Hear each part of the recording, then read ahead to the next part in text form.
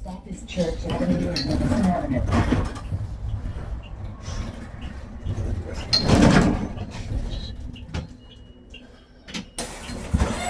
Thank you. Have a good night. Look at this shit. Look at that. No males on the bus. No males on the bus. There's males on that one. And the only people that got on the bus when I was on the bus were women, were females, right? Never. That was a first for me. Never had that happen to me ever.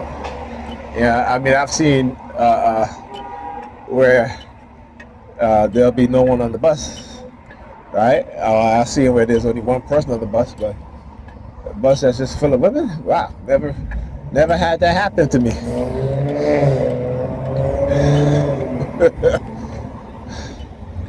Should I speculate on the reason why? Should I speculate on the reason why? Look at these. Should I speculate on the reason why? Because these Negropean males, are they finally getting a wake-up call or something? Huh? Are they finally getting a wake-up call?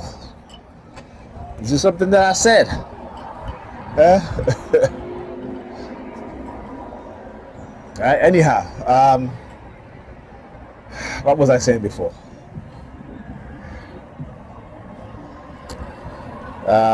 So let me say this. Okay, let me say this.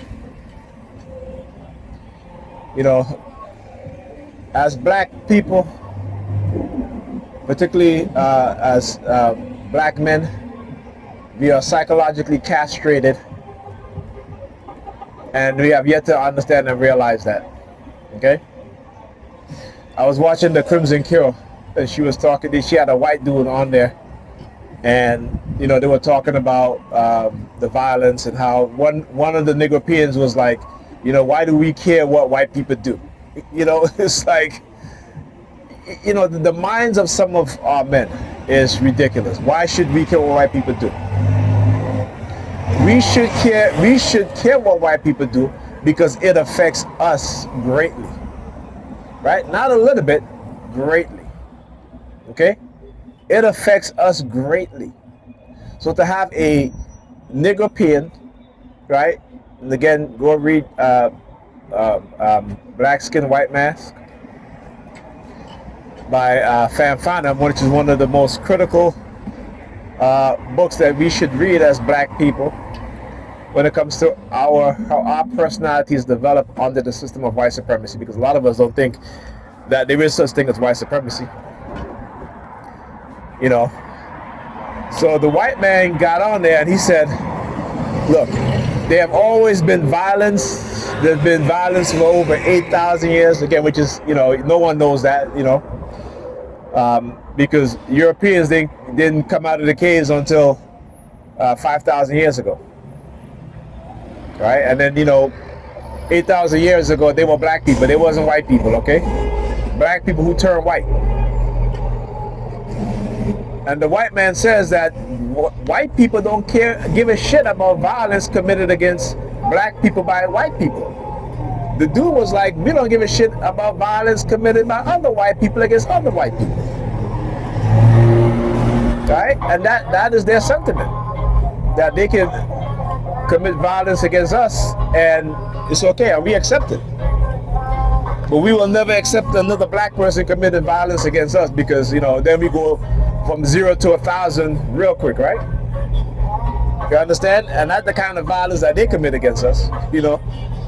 Not the decapitation of black women's bodies when they're dating them, because women refuse to understand that most white men have a tendency to, particularly if the woman is not white, they have a tendency to want to engage in such behavior towards them, okay?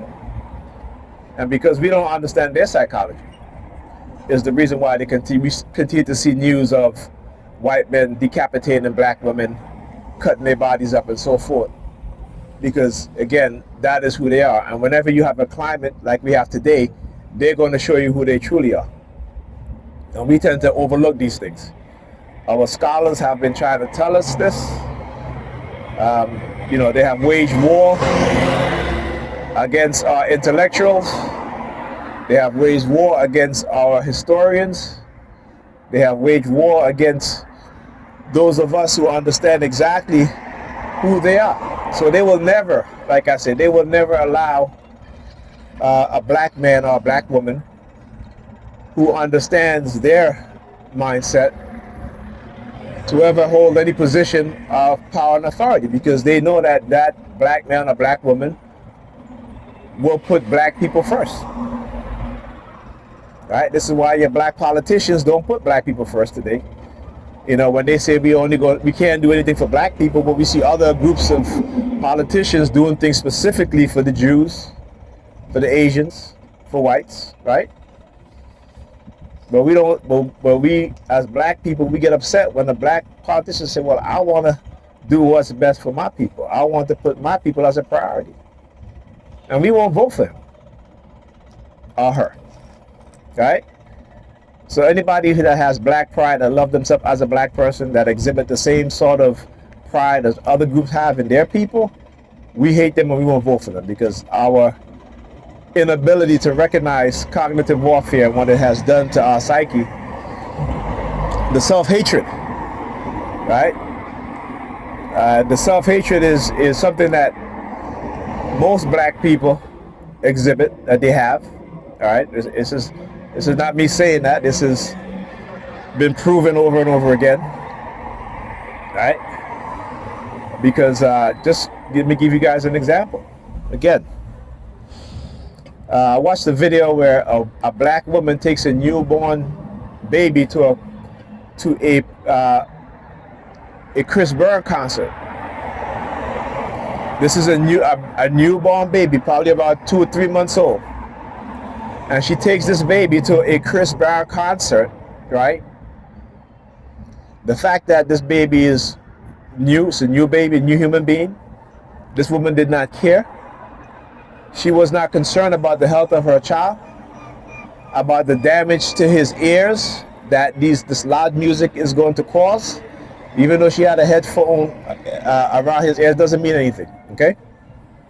And you have other black women saying that, well, she's probably been cooped up in the house, so she needs to have other black women champion shit like that. That's when I talk about self-hatred, because a lot of our women have been so conditioned, and again, poverty has a big part to play with it, and we tend to not want to recognize that. There's a reason I always talk about the rat utopia experiment. John Calhoun, the 1940s, again, did an experiment in where they built a rat city. And the first month, they supplied that rat city with everything that they needed. And then after that, little by little, they start removing the resources. Why did they do that? Because they wanted to see by scarcity how the rats would behave, what type of personality trait they would exhibit, right? So even when these rats, even with their offsprings, some of them will even kill their offsprings, right? Some of them engage in homosexual activities. Some of them form gangs. They start to fight against each other. Some of them stay by themselves. They form what is called the beautiful group, where they groom themselves and each other, and they had their own society in which they thought that they were better than the other rats. This was in the 1940s, right? And if you know American history, you will know that in the migration up north, which took place in the 50s and 60s during the Civil Rights era, what did you see happen, particularly in the 70s, where you see black people were concentrated in cities, in projects, right? In which you had scarcity of resources, in which the jobs were taken out of the urban areas and moved to the suburbs. And what do you start to see, right? During the 70s, the 80s, and so forth. You start to see the same behavior that happened in that experiment. And how many of us know about this? How many of us know about this? Well, like I said, we blame each other for things that we have no control over, because we don't control our lives despite what Your pastor may tell you about God controlling your life. God don't control your life. It is the people who control all of the things that you need to survive. They control your life because they can decide to stop giving you what you need to survive. And ain't no God is going to, soften their heart. Okay? You start to see over 300,000 black women lose their job in a few months. Right? And remember, black women are the most religious group of women in America. They call themselves Christians more than anybody else. But when over 300,000 black women lose their job, right? Lose their job. Okay? And so why did they do that? Because when I talk about the demonization of black men and black women, you need to understand how white supremacy works. 300,000 black women will lose their job because 300,000 white women are going to be replacing those 300,000 black women. All right? And I'm not saying that they're going to replace every single one of them. But when you look within the federal government, all the layoffs that has happened, right? And again, black people don't make up a lot of the workers of the federal government, despite what they tell you. Liberal lies. And you always got to understand that both sides engage in lies. Liberals will lie to black women because they understand the psychology of women.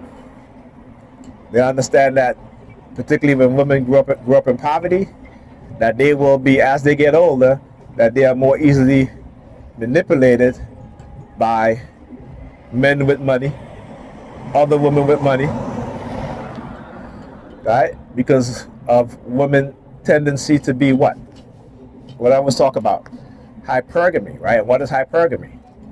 Women they're naturally hypergamous, meaning that they are going to seek out the strongest male, the most wealthiest male, the male that have the most means, right? And that's in their nature. You can't fault them for that, right? Men nature, right, is what? Reproductive. So men nature is to do what? Reproduce, right? So men will sleep with multiple women, right? Because it's hardwired in men. It's not to say that in the society men should behave that way, but that is the nature of men. So a lot of men are like that. You can't discount that. So unless you understand your nature and each other's nature, and understand that you got to work to overcome certain things, you're not going to know. But if you don't teach young people these things, then what do? We leave them for others to teach. And we know within our community that we don't teach each other anything that's good. We like to tell people what they want to hear, what sounds good, what makes them feel good. But when it comes to teaching them about certain things, they don't do that. We are conditioned to turn our backs against young people because our life doesn't pan out the way how we want it to. So therefore, we're going to make sure that they also live in the hell that we live in, right? That's our mindset today. Unlike those who fought for civil rights to make sure that their children had a better future, what has the U.S. government done to black people through cognitive warfare?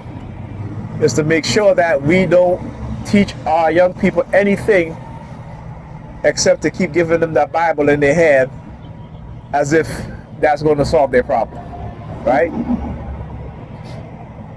Now look at the stark difference of white people, right? 2043, white people will transfer $124 trillion of wealth to their young people. The year 2050, it is projected that black people will have zero wealth and will pass zero wealth to their children, meaning that future generations of black children will be in even worse off condition than we are today as a group of people. Not the few amongst us who play sports and who have the opportunity to have some sort of wealth, but the vast majority of our people. Oh look, Mills on the bus. Mills on the bus. How do you like that?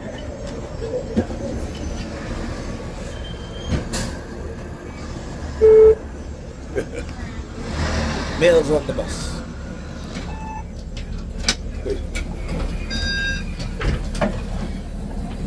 I got you. So I was on the other bus, man. There's no males in there, just women.